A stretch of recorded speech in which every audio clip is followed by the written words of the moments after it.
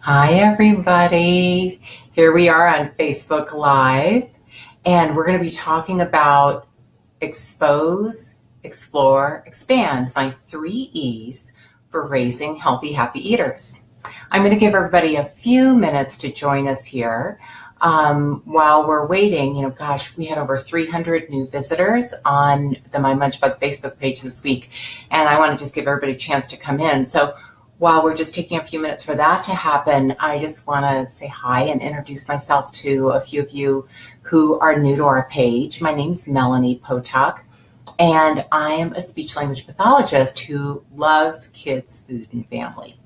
And I started this journey about 20 years ago, really became interested in feeding when I worked in the NICU at our local hospital, and eventually opened up my own private practice. And now I teach around the United States and Canada and, a bunch of different places. And I think it's the most wonderful job in the world.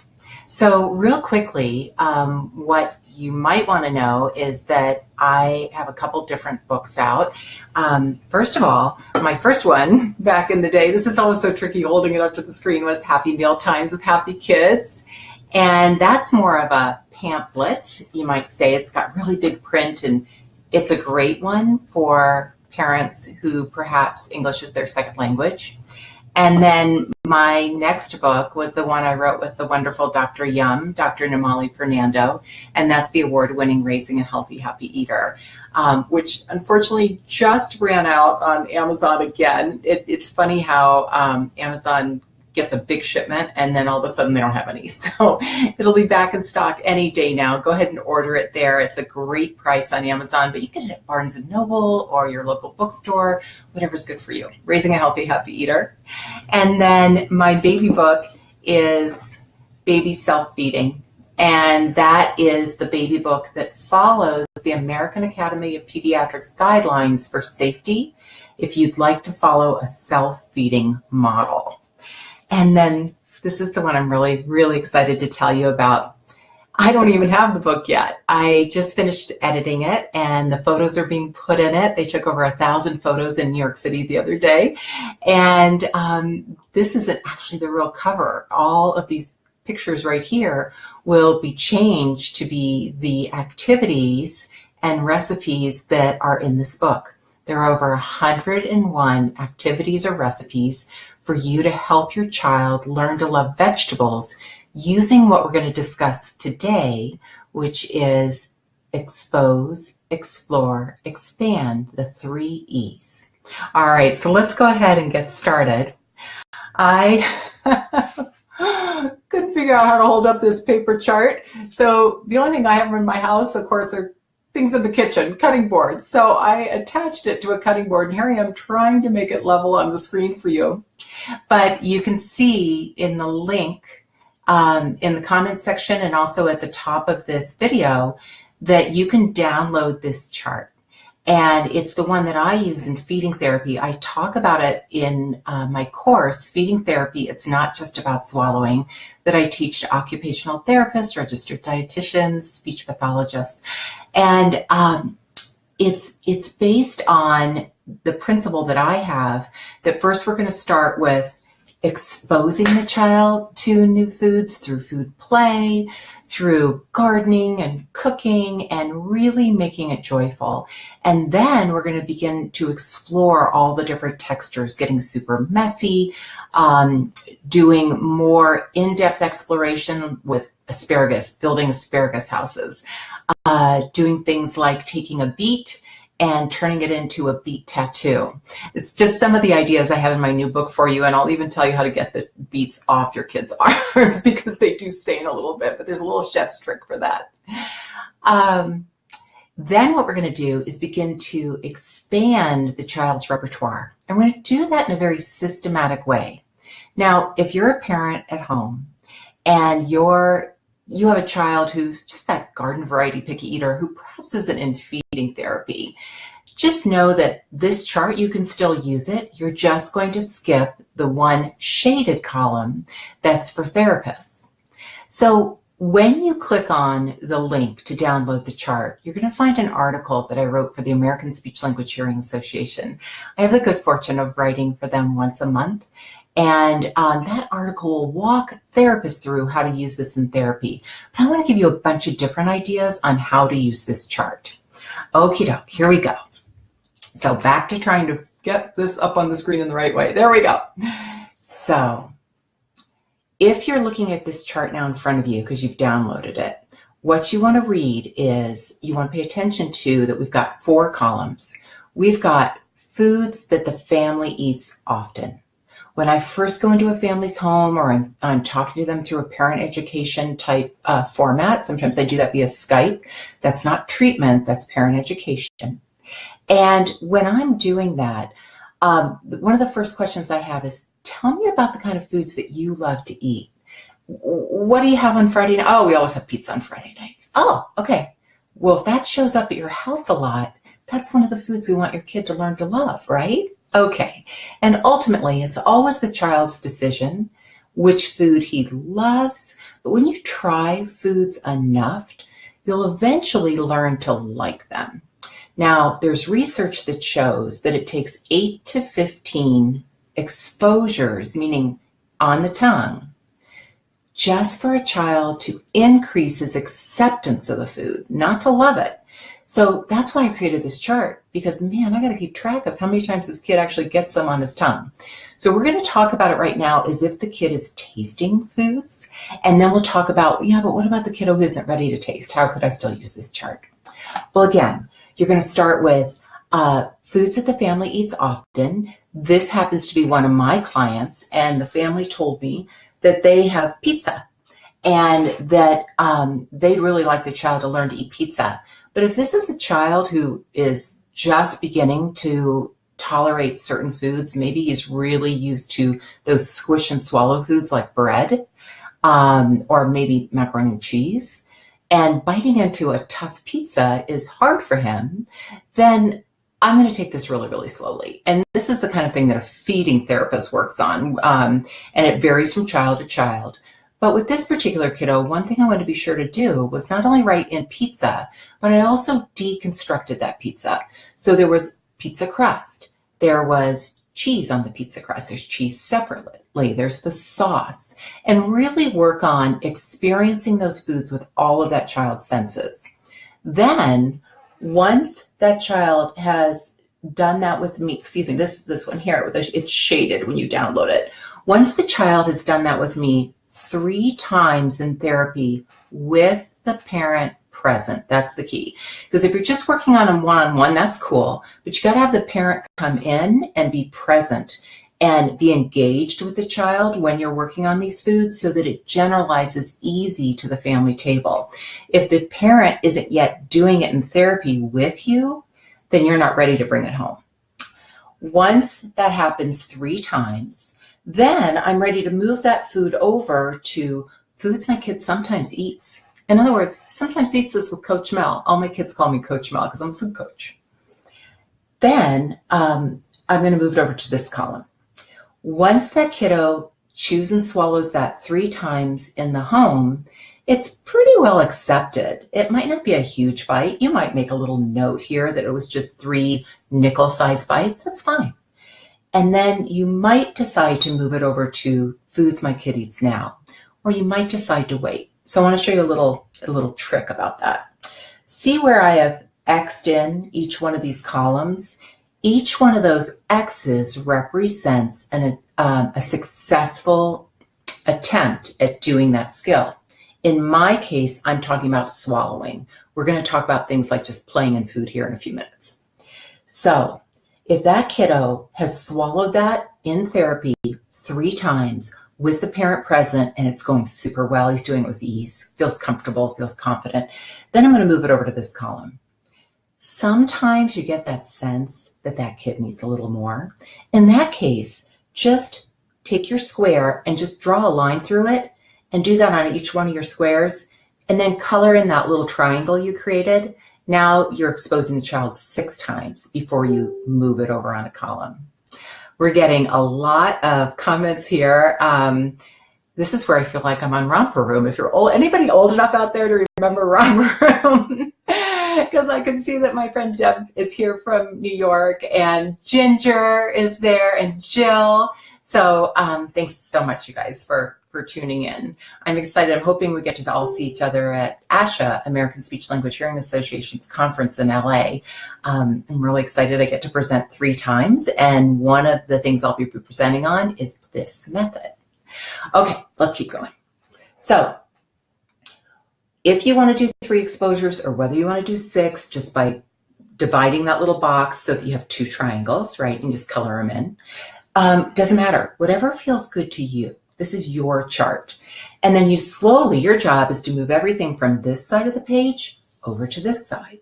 Now, don't worry if it all doesn't happen. And as you go, you'll find that a few of them move over fairly quickly, but other ones stay there for a while.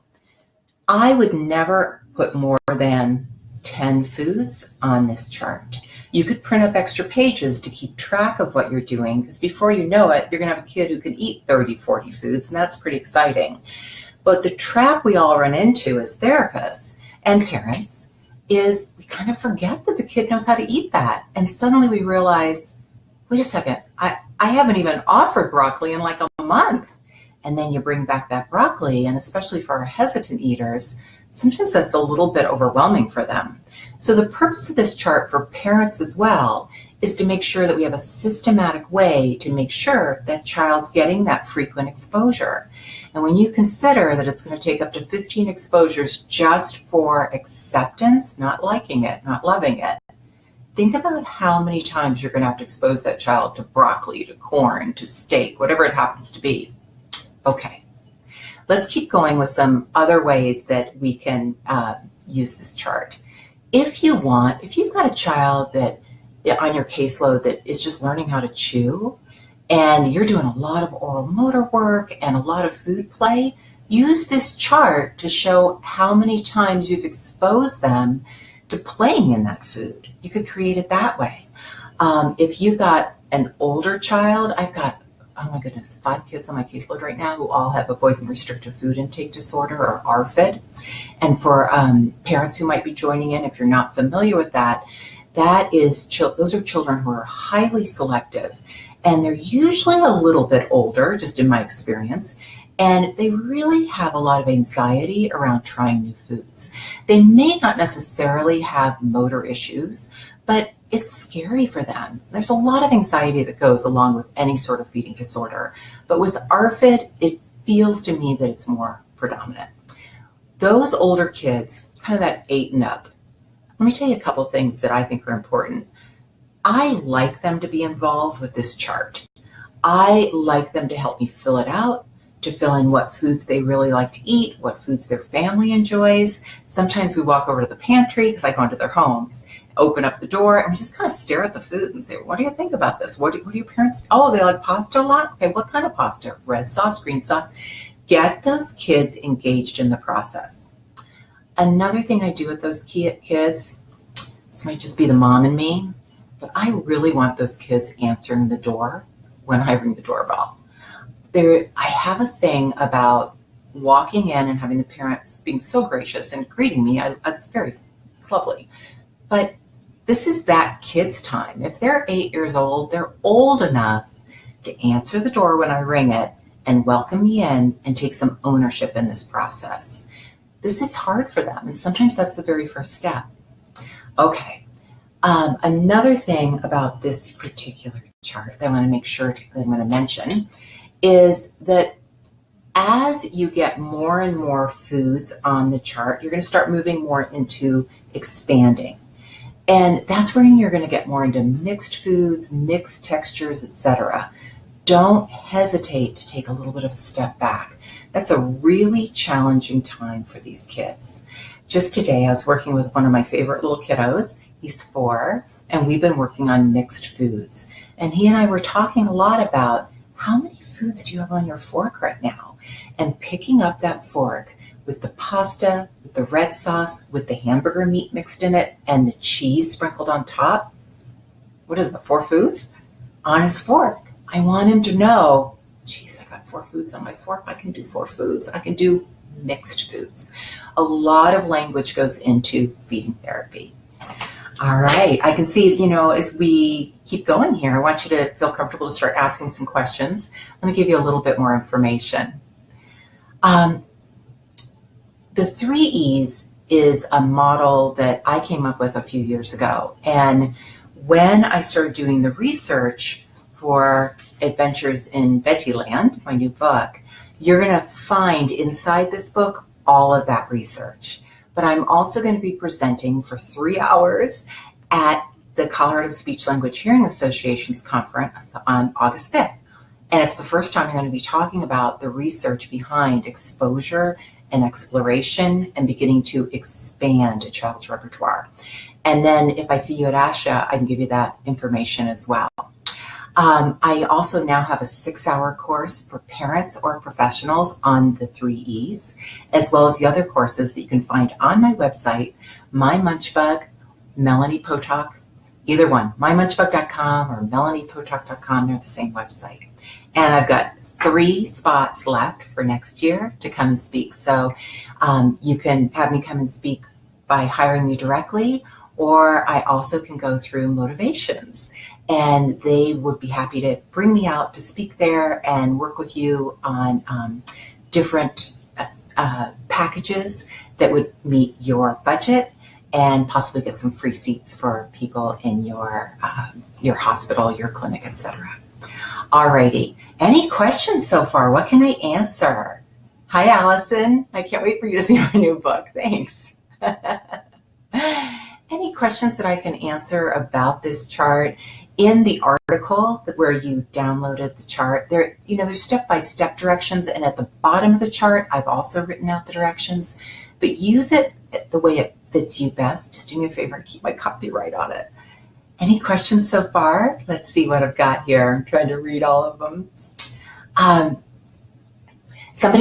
parent actually was asking me a question about this today and said, I don't understand this. How much food should I put on my child's plate?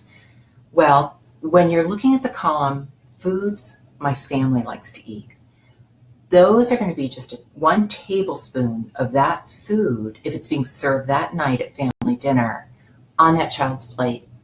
A lot of times parents don't understand why that's important. Like, can't I just get them to eat broccoli? I can't until we work on being okay with broccoli showing up on our plate. So you can use this chart just for food on the plate if you want. Wow. So parents have that right-hand column, and you come back the following week, or they come into your clinic or hospital and they bring the chart with them, or maybe you even have some sort of portal where you share the chart and you can pull it up online, depending on what's secure. And then what you're going to do is take a look at what they served that week. Stop and talk about it. Hey, I noticed that you served broccoli, and then you also had it on his plate. How did that go? Did he accept it at least 3 times? Oh, great. We're ready for the next step, which is learning maybe how to bite into broccoli. I have a child right now who has ARFID and a very severe gag reflex due to really large tonsils. And we're going to look into that with an otolaryngologist. And what we're working on is putting broccoli up to our mouth, biting it in half, and taking it out with our fingers and putting it back on the plate. That's how I'm using this chart right now. It's not even about swallowing for him. So when I'm teaching my 2-day course, I often talk to the therapist in the audience and explain that feeding is a developmental process, and you want to think about it in terms of a hierarchy. So I want you to think about a ladder, and if you're working on biting a piece of broccoli in half and having the child pick it out of his mouth and put the other half back on the plate, not spitting it, but he can't do that, well, what's 1 step lower than that? 1 step lower than that would be biting into the broccoli, but not snapping it in half, so that when you pull it out of the mouth, it's still all connected. So you always want to think about, what's the tiniest step I can take with this child to help him feel confident and to trust this process and to trust me as his coach, so that we can eventually get to the point where we're eating broccoli. I can see we've got some questions. Let me just take a second here. Yeah, you're absolutely welcome to share this. That would be great. Thank you. And I can see I've got someone's telling me here, do you have any favorite fruits or vegetables to introduce that kiddo if they don't have any intake of fruits and vegetables? I do. It's something I talk about in Adventures in Veggieland, my new book. Let's say that the child doesn't have any fruits and vegetables whatsoever. I'm going to do a lot of food exploration, but one of the things I'm going to be sure to look for is I'm going to make sure that child doesn't have a geographic tongue. And a geographic tongue, I'm going to be writing about this for ASHA next month, is where there are lesions on the tongue. They kind of look like little continents. That's where it gets the name. And they travel all around the tongue, and sometimes they're not even there. Kids who don't like fruits often, in my experience, will have a geographic tongue because they can't handle the acidic nature of a lot of fruits. So if you look at a child's mouth and have them stick their tongue out and they don't have a geographic tongue, make sure you check the next couple sessions because it can come and go. And the kids can develop it later in life. They don't have to be born with it. So just one caveat there. Then in terms of, let's say that you decide that you're going to work on something that is pretty easy to chew and that you think the child would like.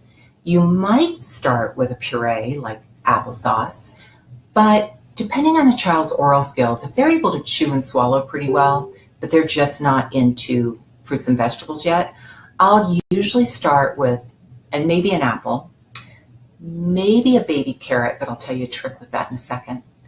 And with my apple, I'm going to slice it really thin to start with and just get a little, maybe the size of a half of a pea, right on his molar. Chew hard. I always teach my kids to chew hard, pound your fist. Take control, and then have them wash it down with a little bit of water. And on my YouTube channel, you'll find a video that shows you exactly how to do that. Then what I'll do is as I start to work up to bigger and bigger pieces, you'll see on my YouTube channel 2 videos about cutting apples and round foods to help kids learn to bite into them. I won't stick with an apple for a long time because the kid will just get sick of it, but I might switch to something really similar, like a fairly not too soft of a pear. But what I really love to use is jicama, because jicama is a vegetable that absorbs a lot of other flavors and it has the consistency of an apple. And I'll just bring a jicama with me because a lot of families aren't even that familiar with it. And we'll work on the crunch of a jicama. So you have to kind of think out of the box, but typically that's where I'll start. Oh, I've got a great question here. What are your thoughts on bribery? I'm new to feeding therapy, and a parent recently told me that they bribe their child to eat non-preferred foods. If you take a bite of carrot, you can eat a cookie. Oh my goodness, my favorite topic. Here we go. Okay. I use applied behavior analysis to encourage confidence and excitement about foods. I don't use it to make a kid eat. That won't do any good. They'll just get a kid who hates that food and knows how to eat it. What I do is I celebrate what a child can do. And a lot of these tips are in Raising a Healthy, Happy Eater and in my online course, the Picky Eater video course. We can talk about that in a minute. Okay. Bribery is, if you do this, then mommy will do that. It's if. And there's a lot of power for the child in not giving in. So what you usually see is that it works the first couple times.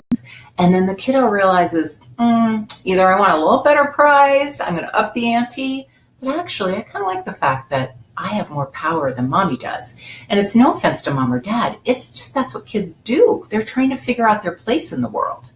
So I don't like bribery at all. Now, in Adventures in Veggieland and in some of the upcoming seminars I'll be doing, I'm going to be sharing a lot of research around sticker charts and bribery and the pros and cons to it. At first, you might think it's a good idea if you look at the research, but if you dig deep into it, actually, those kids didn't do any better than if you didn't bribe them in the first place. So instead, what we're going to do is celebrate what the kids can do, make it so easy, so comfortable for them that every time they do a little bit more, it builds their confidence and they want to try. They think of themselves differently. That's what we're trying to get. They're learning eaters. They're adventurous eaters. they're not picky eaters. I never use that term. So I hope that gave you some idea. In my course, my 2-day course, we spend about an hour on that topic. Let's see, what else have we got here? Oh, Cheryl has a really good point here that her little one can't even tolerate the smells of anything fruity. Let me tell you why that is. I haven't met your child, but this is what typically it is. The interesting thing about smell is it has more to do with eating than taste. And there's very good research about this. It's because you don't just smell at the tip of your nose, it doesn't just go up your nostril. You actually detect more food and more flavor in the back of your throat. And that's because there are detectors back there that pick up the aroma and send it up into your brain. It's fascinating. That's why when we have a really stuffy nose, we can't really detect the flavor of foods. Now we can detect spice, we could detect warmth, like warm chicken soup, but you can't really tell flavor because your nose is all stopped up, but also because you can't detect it in the back of your throat. Kids who have trouble with aromas, that's where I start before I ever work on getting it on their mouth. So first I'm going to start with, maybe I'll get, you ever seen those plastic pill boxes that say Monday, Tuesday, Wednesday, those? Okay. And I'll put different aromatic foods, maybe just some spices in each one of those little pill boxes. And we'll open up one at a time and hold it away from us and see if we can smell it. And then maybe we'll move it a little bit closer. And the moment they can smell it, then we talk about it. Close it up and just keep working on that. I had a little kiddo who couldn't even walk into the kitchen. He couldn't handle aromas, and now he eats everything. But man, it took a couple of years. So I feel for you. I know that's a tricky one. You're really going to start lower on your ladder, but you're going to get to the top, I promise. All right, how do you feel about fruit and veggie smoothies if a child happily drinks those while he's still learning to like and accept vegetables and most fruits? I love that. It's funny, the little boy I was just telling you about with the tonsils, he and I are starting to work on smoothies. So let me give you an idea on how to help kids really learn to love smoothies and how you can incorporate things like spinach and cauliflower even into the smoothie so that they know it's in there. I'm not a big fan of hiding things in smoothies, but I know it really helps parents feel better that their kid's getting some nutrition. The problem is I don't want to break down the trust. So here's the way I do it instead. And by the way, you can find out some of these tips if you Google Melanie Potok, The Cooking Connection. And that's where you'll find the cover story from April's issue of the ASHA Leader, all about cooking with children with autism. But the tips in there are for all kids. And one of the things that kids with sensory challenges have is adjusting to something like a smoothie. And the reason why is when you make a smoothie, it's really hard to make it the same way the next day. You have to measure very precisely, pay attention to how heavy, how dense the smoothie is. It's different if you put a frozen banana in there versus just crushed ice. And you've got to pay attention to the temperature because an ice cold smoothie that gives you brain freeze, 15 minutes later is a cold drink. So all of these are important things to put in your chart notes or as parents to make note of. When you're making smoothies with kids, it doesn't really matter what the age, but especially my 10 and under kids, I always create a smoothie store with them. And I'll just bring over some little tiny Dixie cups and I'll take a regular straw and I'll just cut it down so that it barely sticks up above that Dixie cup. This would be a great technique if your child is sensitive to certain smells as well. And I'll have the rest of the family, hopefully there's 2 or 3 people in the house, come and buy a smoothie from the smoothie store. And we'll get out 4 or 5 different ingredients. And you know what? You want to throw some ice cream in there, you go right ahead. Eventually we'll get to the super healthy ones. But if that kid loves ice cream, you put some ice cream in there to start. Okay, that's called marketing. Then what you're going to do is have that child, even if they're 3 years old, help get the order. So I'll tell them, okay, ask Daddy what he wants in the smoothie. And I've already clued Daddy in. And he's standing there with his dime that he's going to pay the child. And he says, I'd like some blueberries, some vanilla ice cream, some chocolate protein powder, and spinach. Ask him how many leaves of spinach. How many leaves of spinach, Daddy? And Daddy says, I would like 2. Now, if you've got a kid who never touches spinach, they're just going to pick it up with the tip of their finger and their thumb and throw it right in that blender. And that's okay. They're touching spinach, but they're getting rid of it really quick. It's a great way to get them interacting with some of these foods because they can get rid of it. And they put 2 in. And if it seems comfortable, I've already clued Daddy in to say, actually, I want a little bit more than that. Can I have 3? And then you get another one in. Now you're touching spinach a little bit more. Finally, once you blend it up, and refer to that article if your blender's too loud for kids, there's a few tips in there for you. Once you blend it up, then it's a small smoothie. Then you pour it into the Dixie cup with the little kiddo, put the straw in it. And then I always say to the kid, now we always taste test it before we give it to the customer. And the kid usually will take a little tiny sip. And because they made it, they'll turn to Daddy and say, it's delicious. Oh, great. And of course, Daddy's going to rave over it. Whatever's left in the blender, pour it into another Dixie cup, set it aside. Have the rest of the family come and take the orders. And now maybe you've made 3 smoothies. Maybe I'll join in and get one too. So now we have 4. And then I say to the kiddo, who has now tasted every smoothie, just a tiny bit, like a pea-sized taste, which one did you like the best?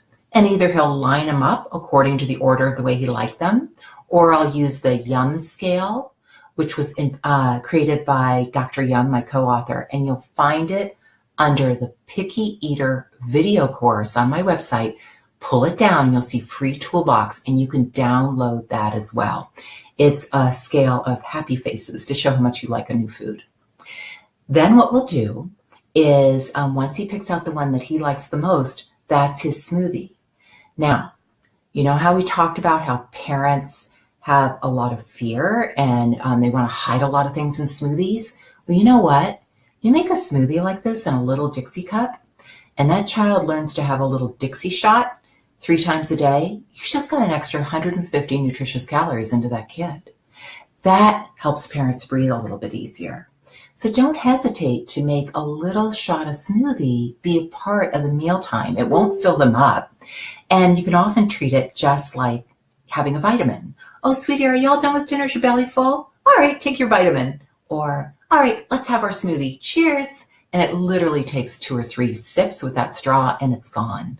But by the end of the day, you've gotten some good nutrition in that child and everybody can sleep a little bit easier. So I hope that gave you some good ideas about smoothies.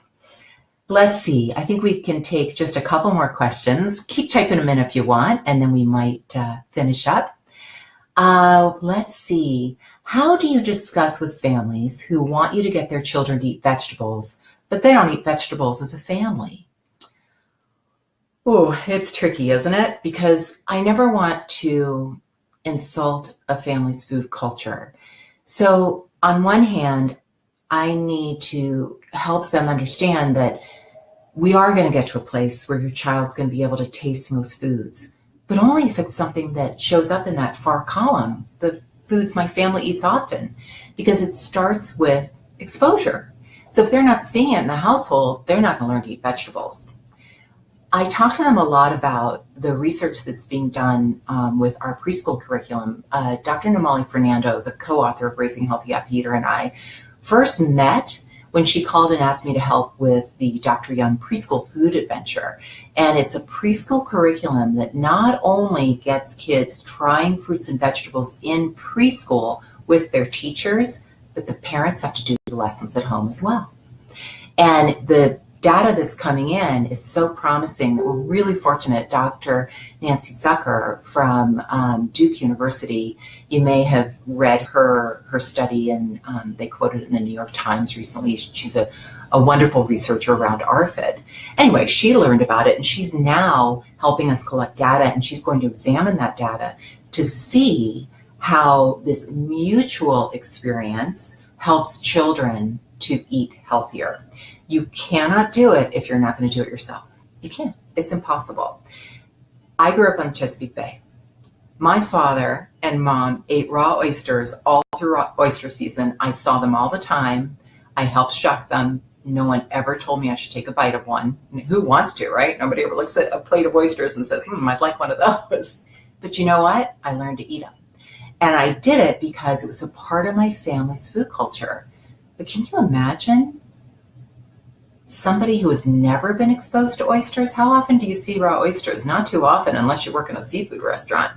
So it took a good couple oyster seasons for me to even learn to do that. I always use that example with families. Hey, listen, we got to have some broccoli. So the way I help parents do that, and this is an advantage to me going to people's homes, is we start cooking together. And we get in the kitchen for my families who have challenges financially, and some of this food is difficult for them to buy. I bring it over. Or we go to the local food bank together and see what we can't pick out. Sometimes they just don't know what to choose. And we start simple. And one of the things in Adventures in Veggie Land that I really, when you get your book, I want you to pay attention to is we don't start with some mixed casserole. It isn't even identifiable. Toddlers like foods that are easily identifiable. Casseroles, you can't identify what's in there. We want something simple, like a carrot stick. So that brings me to the tip about vegetables that I promised to share with you. I'm a big fan of blanching raw vegetables, and I'll tell you why. A raw vegetable has a good crunch, but for a lot of our kids who aren't used to carrot shards ending up down in what we call the lower lateral sulci, down here where you get popcorn kernels. Well, those kids, they need more moisture in their food, and that's the beauty of dipping. But a lot of those kids won't try dips. So if you blanch the vegetable, whether it's a sugar snap pea or carrots are my favorite, or some broccoli, some cauliflower, all you're going to do is chop it up into the same size floret. Like if it's broccoli, make sure they're all about the same size, or that the baby carrots are all kind of the same size out of the package. Get some boiling water going on the stove, and the minute it's boiling, put the veggies in there, just a handful. Give them 1 to 2 minutes, depending on how big they are. You can try to put a fork in them. And the minute that they are barely fork tender, like you have to force that fork in there, scoop them out, put them right into an ice bath, and that will stop the cooking. Now, take them out, pat them dry. If you bite into those, they crunch just like a raw carrot, but you don't get those shards. They have a lot more moisture that helps to hold the bolus, the piece of carrot, together for better chewing and easier swallowing. And then you can move on to dipping as well. So try blanching. That's one of my best tips. It seems to work pretty well. All right, we're going to take one more question, and then we'll wind it up with, you know what, I should give you a coupon code. We'll wind up with a coupon code in a second so you guys can get a little deal. All right, let's see what we got here. What do you do about older children? Well, the thing about these older kids, last year I was working with 2 16-year-old boys. They were twins, and they were really stuck in the chicken nugget rut, is you got to find out what their motivation is. A lot of times their parents are the ones who have called me up and they want me to come over and get the kid to eat fruits and vegetables. Well, they have a mind of their own at that point, almost the same way a 2-year-old does. And I got to find out what the motivation is. So usually I'll play a lot of games with the kids and just get things really relaxed. Sometimes we're just playing Risk or Monopoly, something like that, a board game. And I'll start a conversation, and I'll have the food there in front of us. And I'll say, tell me about what your other friends eat. And is there anything that you'd like to try? You'd be surprised. I had a little boy who was just the sweetest kid who only ate vegetables. His parents are vegetarian. That's pretty cool. But he really wanted to learn to eat a hamburger. And his parents said, absolutely. You want to learn to eat a hamburger? That's your choice. We will help you with that. And the reason why he wanted to is because his wrestling coach had said, you will be stronger if you eat hamburger and you eat that protein. Now, who knows if that's true, but that's what he told him. And the kid believed his coach and suddenly wanted to. But the more I delved into it, what he really wanted to be able to do is he wanted to go get a hamburger with his friends after school. That's what this was really about. And then I had another kiddo who was getting ready to go to junior prom. And he didn't want to do feeding therapy. He was like, who the heck are you? And once we got to know each other, I found out he wanted to ask this girl to prom. And he couldn't take her to a fancy restaurant because all he could eat was chicken nuggets and French fries and that kind of stuff. So I went to that restaurant and I got a menu. I asked the manager, can I please have one? And we looked on that together and we figured out what was the one dish he could order off of there. And we learned to eat that. And once he realized that he could begin to try new foods, suddenly we're off and running. So it's really about having a conversation with those kids. But if you Google Potok, my last name, Potok, and teens, you'll find a few more tips on how to work with teenagers. Okay, last thing. My online course, the Picky Eater video course, it's on mymunchbug.com, is a 5-hour course that you can take at your own pace over 30 days. If you want it for 90 days to show to a book club or a parents group, PTA meetings, that kind of thing, there's an option there for that too. But most people want the 30-day version. It's normally $50, but if you use the coupon code MyMunchBug20, you'll take $10 off, 20% off. So it's only $40 for 5 hours of instruction. And you can repeat that. You can go back and look at the baby section. You can go up and look at the preschool section. But definitely watch all of it. Because if you have a picky eater at home, no matter what the age, you've got to know how they got that way. And that's what that course will help you figure out. And it'll give you some strategies as well. And then finally, I can't do treatment over the phone or via Skype, but I can definitely do parent education. So if any of the parents that you're working with or the parents that are watching now want to do a 1-hour session with me, I'm currently booked, but I'll have new sessions on the mealtime coaching page on melaniepotok.com. So just sign up there and I'd be happy to do those. And we can do those in the evening if that's easier so the whole family can join in. Alrighty, guys. Is the course approved for ASHA CEUs? Tina, the Picky Eater video course, under that Picky Eater tab, pull it down and you'll see the CEU information there. It's only a $50 course, so for me to manage CEUs, I'd have to charge at least $300 for it. So you'll see what you can do to explore that possibility. And then finally, the code again, Courtney wants to know, I'm going to put it in the comments for you, but it's MyMunchBug, My Munchbug, just like my website, 20, My Munchbug 20, and that'll give you 20% off. You can give that to your friends, you can put it on Facebook, I don't care, you just feel free. And Courtney, that's okay. And then finally, to explain a little bit more for Tina, the ASHA approved courses where I'm invited in to speak, like at the American Speech Language Hearing Association, or I'm going to be speaking in Medford, Oregon next year, and in Canada. Those are all approved for ASHA CEUs. So wherever it says seminars, if it's a course where I come to you in person, you're in good shape with that as well. Okay, everybody, I think that's it. Thanks for sharing this video. It was great to see all of you. I hope I get to do this again. And remember, expose, explore, expand, the 3 E's. And don't forget, order the new book, okay? Adventures in Veggie Land. Bye, everybody.